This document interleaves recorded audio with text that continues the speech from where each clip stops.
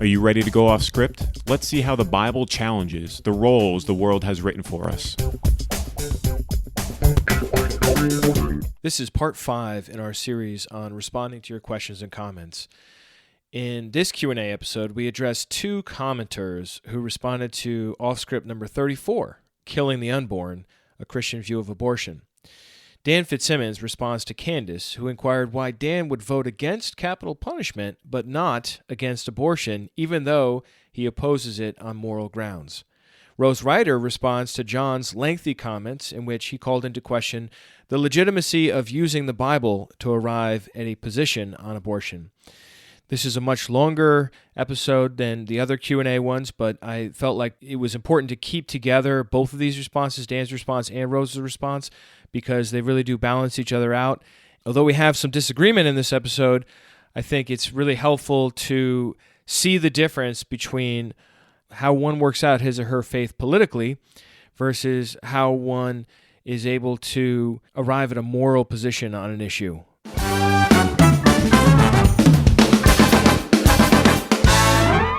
First of all, I want to thank Candace. She's clearly a devoted off-script listener, as she's mentioning something I said in 2 different episodes. So I really appreciate you listening and commenting in on this.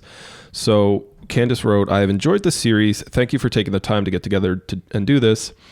On this point, however, I am confused as to one of your panelists' positions. In the lesson on capital punishment, there's a declaration that if policymaking allowed us as individuals to cast our votes in favor or against, the panelists would be against and vote accordingly. Yet in this discussion, the panel states that he would never intervene in public. So then she switches to abortion. In the abortion discussion, the panelist states that he would never intervene in a public policy sense to tell a woman what she can and cannot do with her body. If the act of what she does is murder, which we all acknowledge, then these policy positions seem conflicted. Why would this panelist intervene politically against capital punishment and not against killing of the unborn? I think that's a valid comment. I think it's a great question. And I considered what Candace wrote. And what I've come to believe is that, first of all, I don't think God calls on us to change the world through political means. And I'm against capital punishment, not mainly for religious reasons, but because we sometimes execute innocent people, as we said earlier in the podcast. And I'm also against it because it's not shown to be a deterrent against capital crimes. To the extent that my faith does come into play in this issue, I'm against it because assuming that person didn't become saved after committing their crime, it prevents God from changing or working through that person. And all of these ideas, it could be argued, also extend to the unborn. I recognize that. But where I come down on this is that voting in favor of a law that outlaws abortion is coercive, and people do not respond well to coercion. And if abortion were outlawed and I had a hand in bringing that to pass, I don't think it's going to end abortion or stop people from having abortions. I think it's going to drive it underground.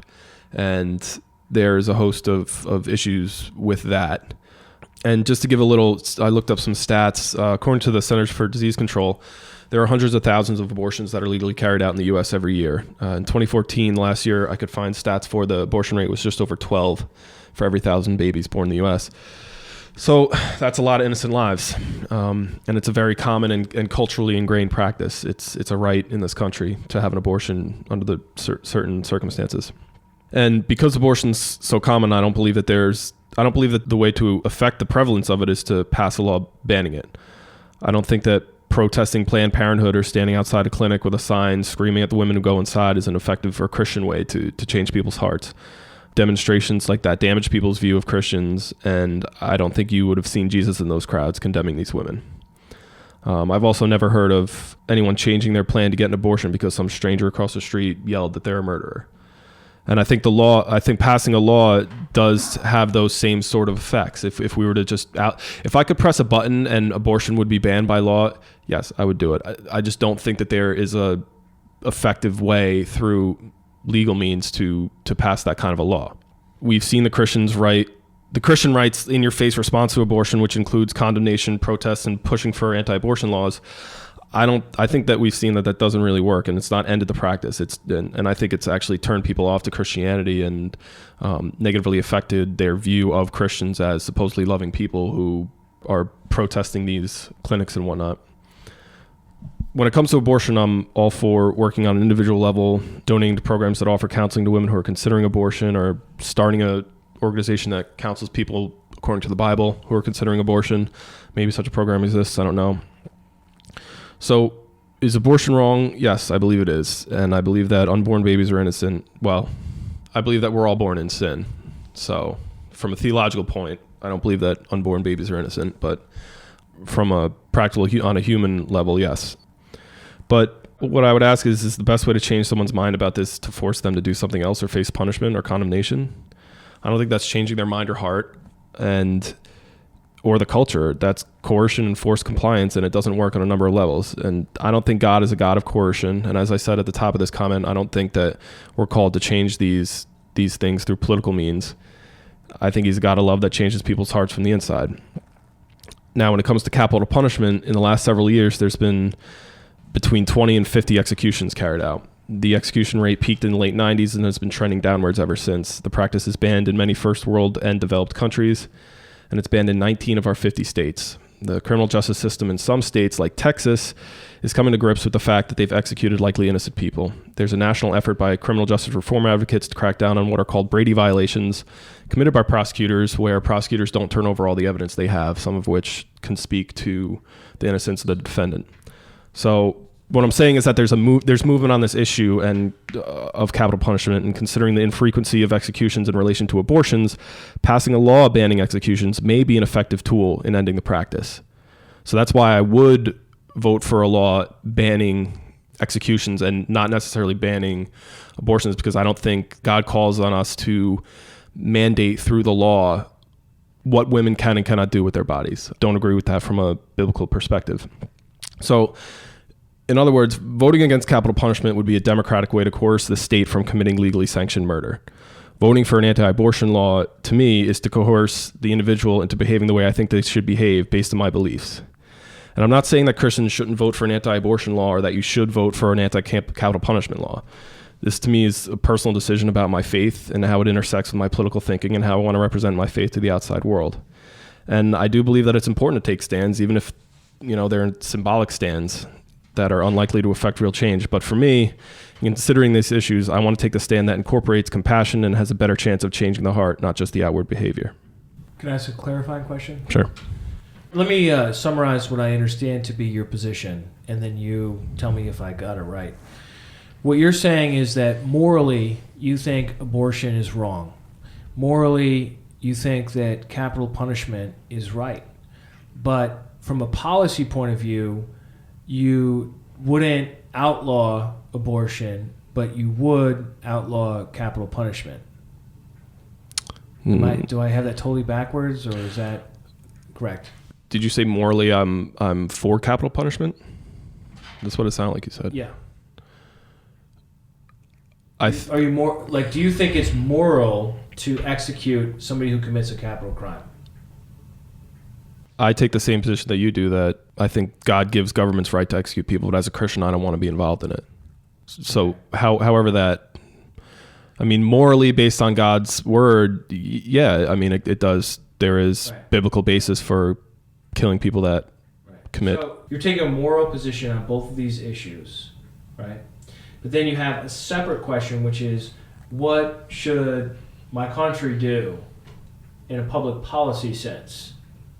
And that's where you're disagreeing with Candace here. Candace's point was, why would I support a law that bans capital punishment but not support a law that bans abortion? Right, that's a public policy question. Right. That's about your political engagement, not about what's moral or immoral. Like, for example, the test case we used before was like, what do you think about gay marriage? Should it be outlawed or not? And I think there were a lot of Christians before this actually happened where they took the position it should be legalized, even though I believe it's wrong. So they have a moral perspective that says it's morally wrong for gay people to get married.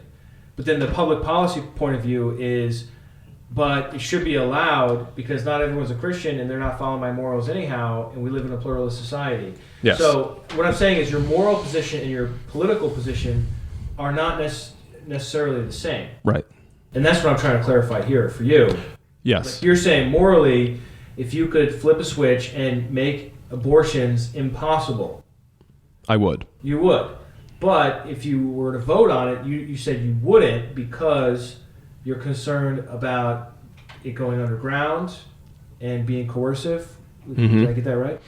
Going underground, being coercive, using my beliefs to enact a policy that literally prevents women from doing what they want to do with their bodies. I don't think that that's my place as a Christian, to take my faith into the political sphere and force somebody to do anything. I don't think that's the way that God operates.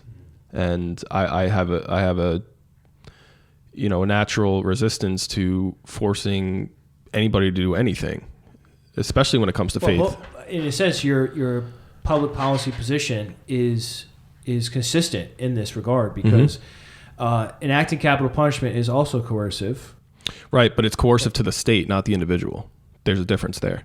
Right, but the person who doesn't want to get executed is forced to get executed. Right. That's my point there. So you're against coercion, period. Yeah. Because there is a consistency between the two positions you took, right? Yeah. I believe there is. Yeah, I think there is a consistency there. I think I disagree with you, but I can respect that you have a consistency in how you work this out in how you would vote and this sort of thing. For me, I would distinguish between, I guess, I don't know what the terminology would be, but like crimes versus culture in a sense, or crimes versus civil. Well, let me give an example, and maybe you can tell me what I'm trying to say here. I believe that sexual harassment is a sin, and you shouldn't do it.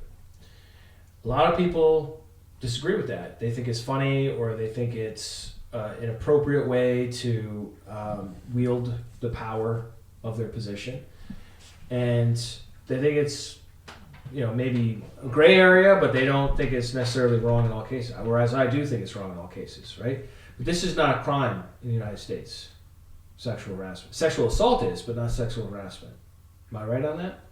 So that's an area where you have different views, and so this is where companies have had to really step in and take an active role, because it's not like you can go to the police and be like, all right, this person sexually harassed me. Here's a tape recording of it. What are you going to do? The police is going to say, well, if he didn't threaten you physically or forcibly touch you, like, I'm not going to do anything. So this isn't, I don't know what you call that kind of thing, but that's something where there's more freedom, and it's based on what your perspective is, and if you work in that kind of a job where that's going to be taken seriously by an HR department. You're talking about the court of public opinion. Right. And then you have certain things that we agree are wrong. Doesn't matter what your beliefs are. Okay, so like theft. If I steal someone's laptop, it doesn't matter if I belong to a new religious group that believes in stealing. You know what I mean? Like I still have to, everyone has to pay for that. Murder, same thing.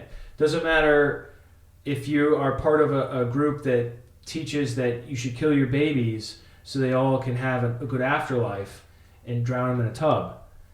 Yeah, that's your religious belief, but the religious freedom ends where you're taking someone's life in this case, right? So you curtail the religious freedom for the purpose of saving someone's life. So I think there's a difference between those two kinds of things, like adultery. Here's a perfect example of something that switched sides within the last couple hundred years. So probably within the last 100 years, it went from being a punishable crime in this country to not being a punishable crime, but it's still a sin. Mm-hmm. You see what I'm saying? So I don't know how you distinguish that, but what I would lump in abortion with something that would be wrong for everyone. Doesn't matter what your religious position is, because it is killing someone. I would agree with you. So for me, I would be comfortable voting a political, like if there was a referendum on that, I would be comfortable voting for that, because I believe it falls in with the category of like theft or murder, and not the same as adultery. Like non-Christians are going to commit adultery. You know what I mean? They don't think it's wrong, or maybe it's not as wrong as some other, as staying in a loveless marriage or whatever. Like, so we extend freedom to people to have their own expression on those. But then there are certain things we take away freedom on. We say, if you do this, it's a crime. It doesn't matter what you believe. So you're comfortable with forcing somebody to behave a certain way based on how you believe, is what I'm hearing. Yes. Yeah, I'm not comfortable with that. Right. So I think that's our major difference there. Mm-hmm. I think there's a time for that. I think Jesus is going to come back and that God will be the final judge, and that he's going to sort this out, and that people that do have abortions are going to have to answer for them. But I don't believe I'm called as a Christian to, right now in this present age, to use my faith to force people against their will to do something. I would say that I wouldn't want to be the one forcing people either, just to clarify my position. But I think it's... Well, by voting for that law, you would be. You would have a hand in that. Right. But I think it's the government's role to punish with the sword. You know what I mean? So if I was living in a country that didn't allow voting or anything like that, then I would be living the same ideal that Jesus set out for us. But if the government does allow for some input, then I think it's up to each individual person to decide if they want to participate in that or not. And I believe it's the function of the government to protect people from killing other people and to protect people's property. You know, I don't have like a fully figured out position on, you know, what my view of the government is, but at least those two things, life and property. And, you know, it really stinks that, you know, a woman's body gets all pregnant and has to go through all this like gestation period, especially if she doesn't want the baby. I recognize that. And maybe scientifically they can find some other solution to that at some point. You know, so it's not like your body's going through this whole thing. But those are the options right now. It's like either you have to carry the kid to term or you kill the kid. So I'm also taking... I understand that. I understand what you're saying. I'm also taking a longer view or a more macro view of if the Christian right coalesces around a law and gets it passed, blanket ban on abortion, and these hundreds of thousands of women every year who would otherwise get abortions can no longer get abortions. What is that going to do to people's attitudes towards Christians? And how is that going to bring more people to Christ? That's going to turn people away from Christ. They're going to look at that and be like, they're going to blame us for enacting this law that forces them to do something that they don't want to do. And so they have the babies, they don't want them, they give them up for adoption, and now we have hundreds of thousands of kids every year going into shelters, and so that creates its own public policy issue. So it's not just I don't think this issue exists in a vacuum. I think you have to consider the consequences that ripple out from passing a law like this. And you also have to look at it in the paradigm of if we're trying to spread the gospel and spread the good news and the message and love people, is being responsible for a law like that going to further that goal, or is it going to be a detriment to that goal? I'm all for working on an individual level because I think that's how Jesus worked. Yes, he preached to the thousands, but a lot of records in the New Testament, you see Jesus working on a one-on-one basis, and people see that change with that one person, and it changes their heart. Yeah. Forcing somebody to do something is not going to change their heart. Well, to be fair, we're forcing them not to do something. No. If they don't do anything, they're going to have the kid. So we're forcing them not to be allowed to kill the kid. You're forcing them to have the kid. I mean, we're talking semantics now. Well, if they do nothing, they're going to have the kid. Right. We're disallowing them from aborting the kid. That's what the law would do. There's still force there. There's a taking away of choice. What's the difference? Well, I mean, that would afford the unborn the protection of the born. So I'm not forced not to kill anyone. I still can kill people, but that makes it illegal. Okay. All right. So let's pause this conversation here and bring Rose in, because Rose is because Rose is a woman.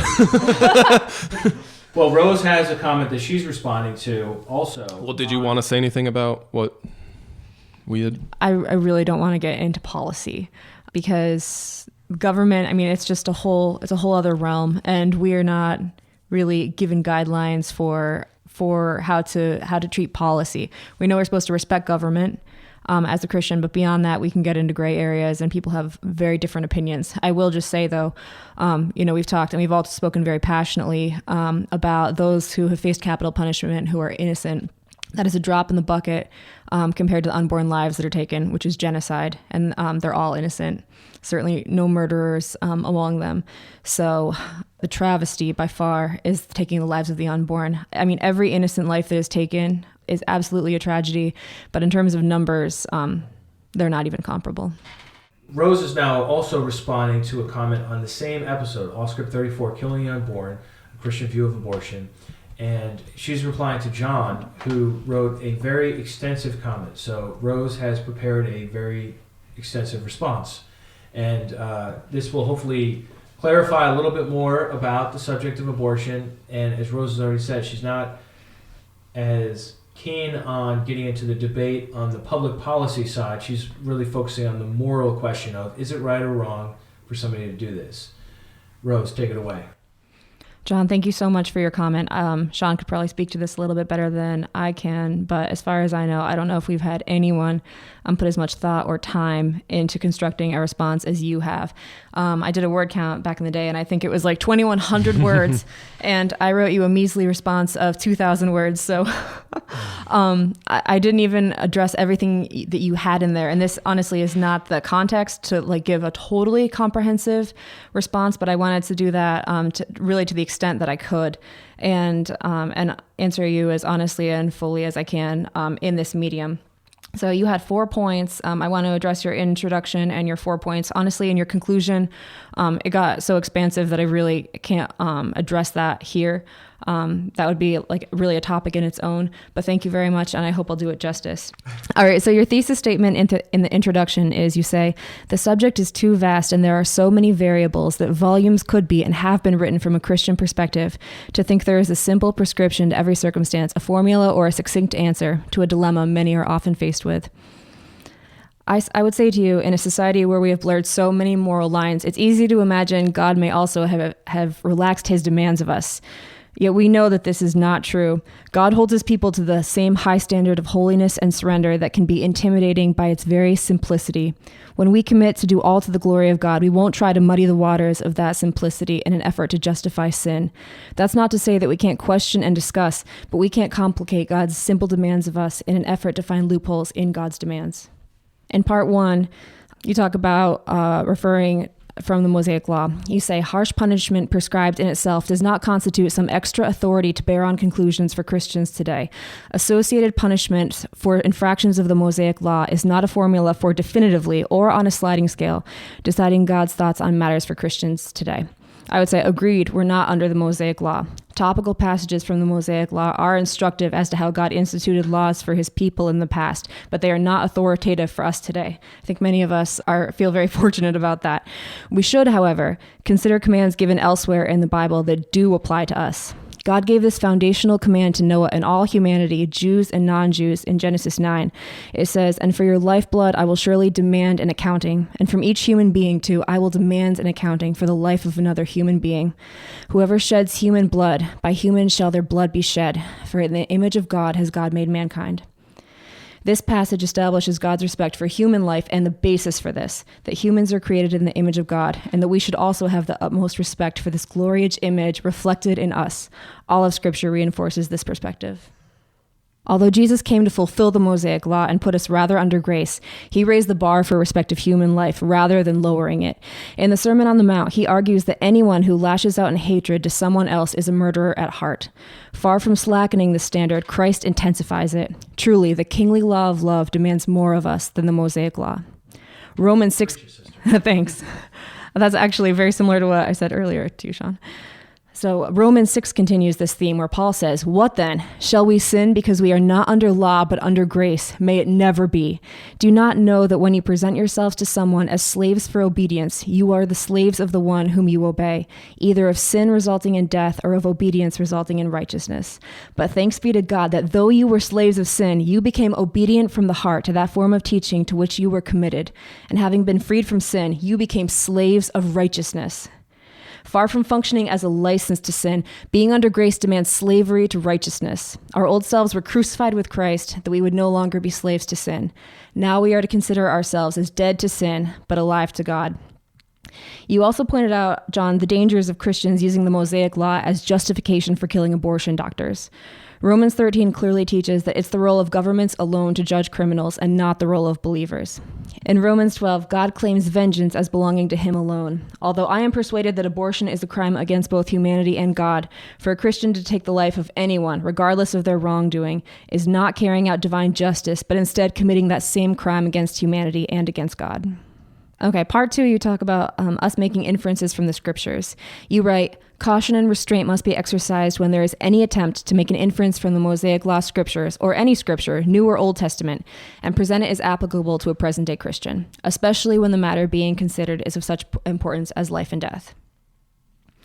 John, I understand the point you're making, but I would actually argue the other way around, particularly in regards to the authority of the New Testament over the life of a believer. I would invert that statement and say that especially when the matter being considered is of such importance as life and death, caution and restraint must be exercised when there is any attempt to disregard scriptures as being inapplicable to a present-day Christian. Colossians 2:8 says, "See to it that no one takes you captive by philosophy and empty deceit, according to human tradition, according to the elemental spirits of the world, and not according to Christ." You mentioned the example of the Pharisees who are quote-unquote self-appointed experts on making inferences from the scriptures. I would argue that the Pharisees' greatest flaw was not the inferences they made striving for holiness in the minutiae of their lives, but rather their hypocrisy in the critically important things they overlooked. In Matthew 23, Jesus criticizes the Pharisees, not for their inferences, but for their gross oversights. He says, "Woe to you, scribes and Pharisees, hypocrites, for you tithe mint and dill and cumin, and have neglected the weightier provisions of the law, justice and mercy and faithfulness. But these are the things you should have done without neglecting the others." There is that word without. Yeah, without. Similarly, how gross our oversights if we decide to eat kosher, observe the Sabbath, and tithe our spices, but overlook God's guidance on life and death, mercy and justice. My personal approach when facing any sort of circumstance where I'm uncertain as to what is permitted is to err on the side of reverence. Especially in cases of life and death of the helpless and innocent, the reverent choice is obviously to choose life, in my opinion.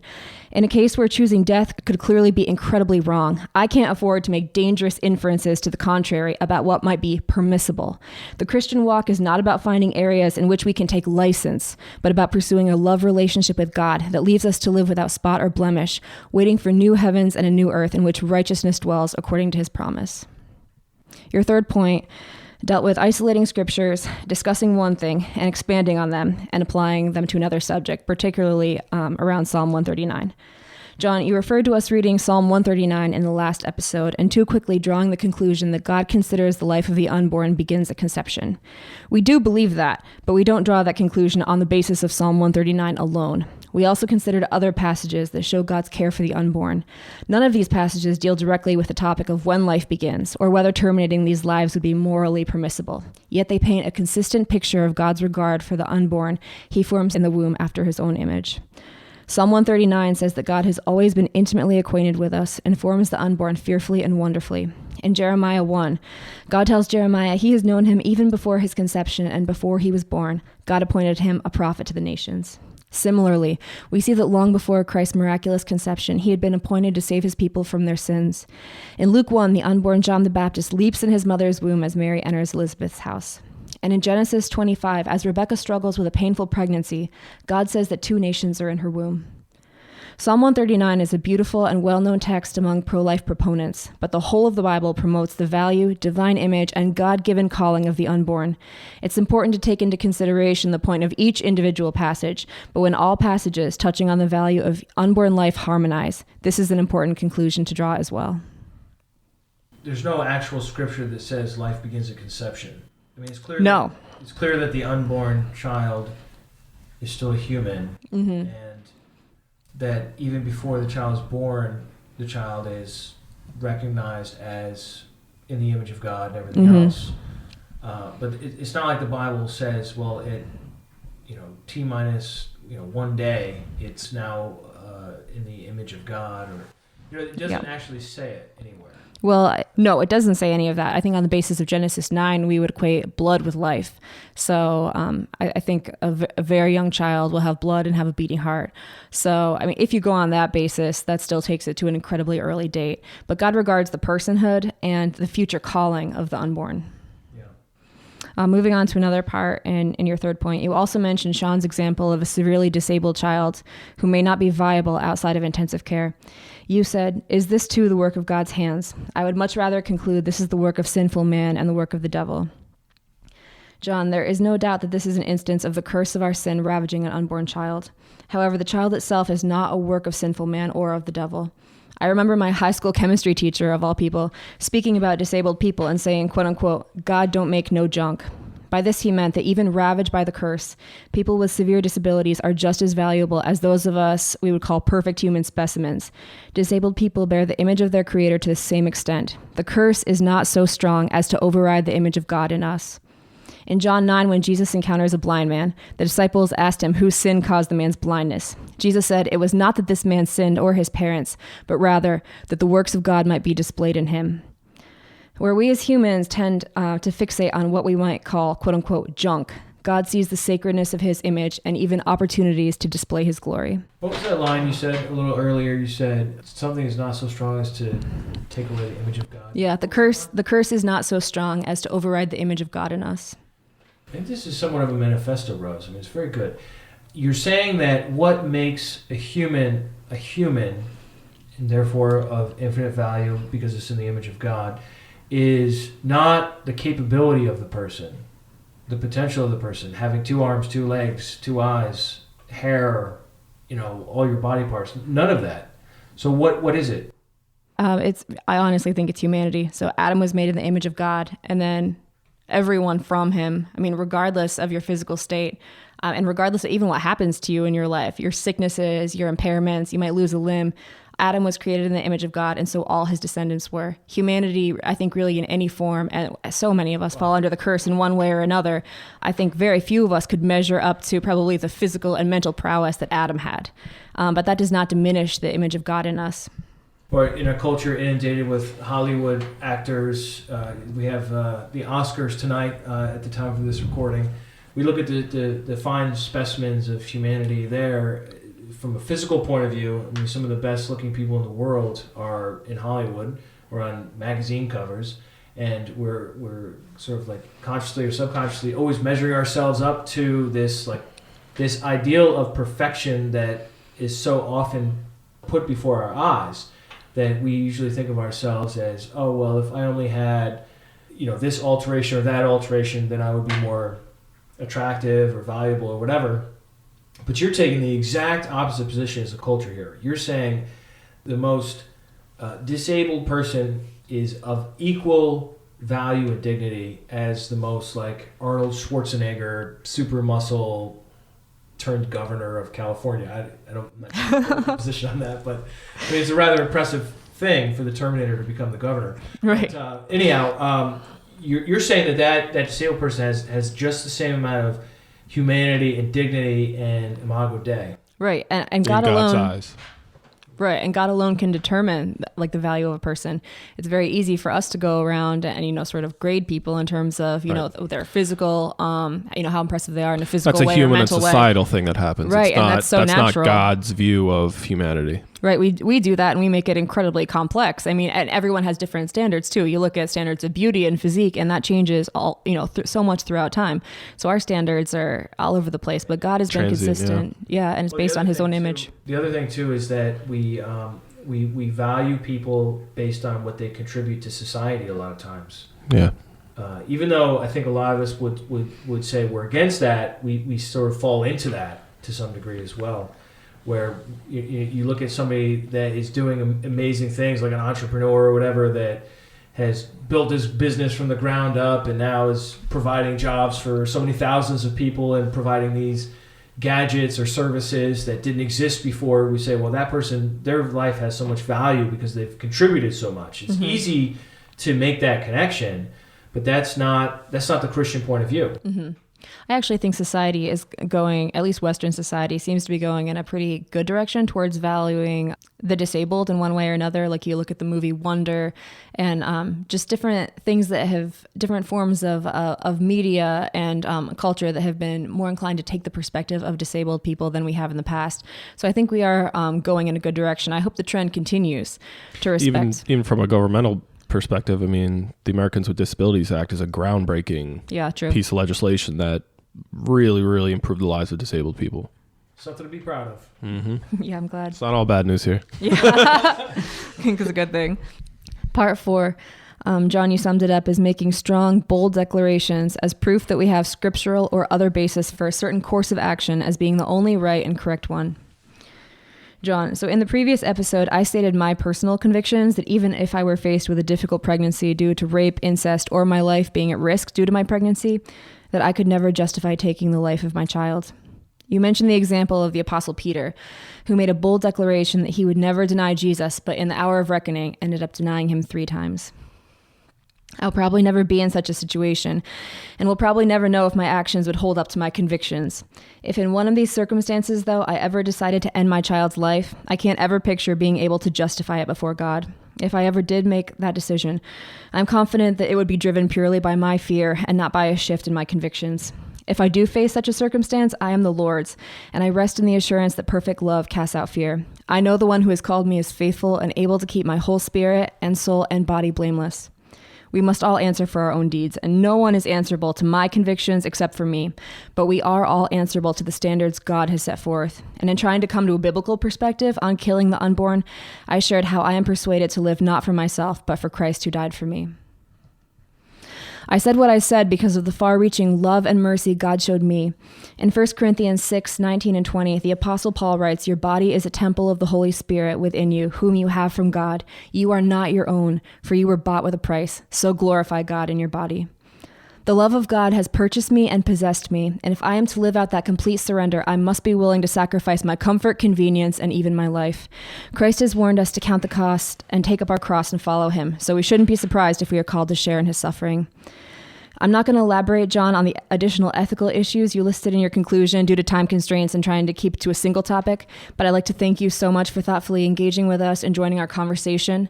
I hope my answers have been full and complete, and I hope God blesses you. Thank you. Okay, so on this one, it's really interesting, the contrast of the conviction that we can have when it comes to the question of how should Christians view the subject of abortion, and then the confusion and discordance that we had when we were talking about how should America legislate for or against legalized abortion. You know what I mean? And I think that is indicative of any number of controversial issues that we may discuss, whether it's talking about immigration, capital punishment, abortion, any number of these controversial things that are before us and will continue to be before us in our culture. And I think it's important to recognize and not muddy the waters that when it comes to the moral question of what is right for you as a Christian, I'm assuming here, you dear listener, that you are a Christian, okay? So assuming that you're a Bible-believing Christian, that you recognize the Bible as authoritative, then this is really not that difficult of an issue. When it comes to figuring out, well, what about non-Christians and should they do it or not, that's where it gets complicated. And I want to make it clear that there is a distinction there and that you can be passionate and convinced and yet uncertain at the same time, on the same issue, but with respect to different people. Like you have your own life to live, and then the question is, what about everybody else? So I don't know. I just that contrast really came through in this episode. Any other comments, Dan or Rose? I guess I don't understand. I mean, I get what he's saying in his overview, but my understanding of his comment is that you can't really come down with a across-the-board position based on the Bible, is basically what he's saying. But then he says that he believes that there is no problem in life that we cannot solve using God's word. So I don't... Seems conflicting. Yeah. When I read this comment, it sounded to me like he was arguing for skepticism. Right. Which to me is always annoying. No offense, John. It's not you. It's just that I personally am always seeking clarity, not a position that says, well, you can't know. Yeah. Maybe there are some things where, you can't know. Like, did he know that Adam was going to sin and stuff like that? Another one of these counterfactual. Right. That's my word of the day, counterfactual. But when it comes to things like killing people or not, I think we should have a clear point of view on it. And that's been this whole series that we've done, whether it's killing the elderly, the sick, the criminal, the unborn, whatever. Like, I think we did take a fairly strong position on each one, and yet left enough freedom when it comes to how you want to engage politically, whatever your point of view is that you're coming from, for you to figure that out for yourself. Because in the end, Off Script is not a political podcast.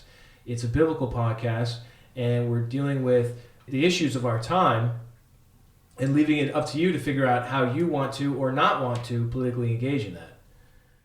Well, thanks for tuning in. I hope you found that conversation stimulating. If you want to add your voice to the mix or help us come to a better understanding on this issue, please visit us at restitutio.org, and you can find Offscript 46, Should Christians Outlaw Abortion, Q&A, and leave a comment there. Also, if you haven't yet, why not head over to episode 34 and listen to our much more extensive treatment on killing the unborn. And in that episode, you'll hear the real biblical arguments that we make. Thanks for tuning in, and we'll see you next time as we seek to get off the world script and live out authentic Christianity.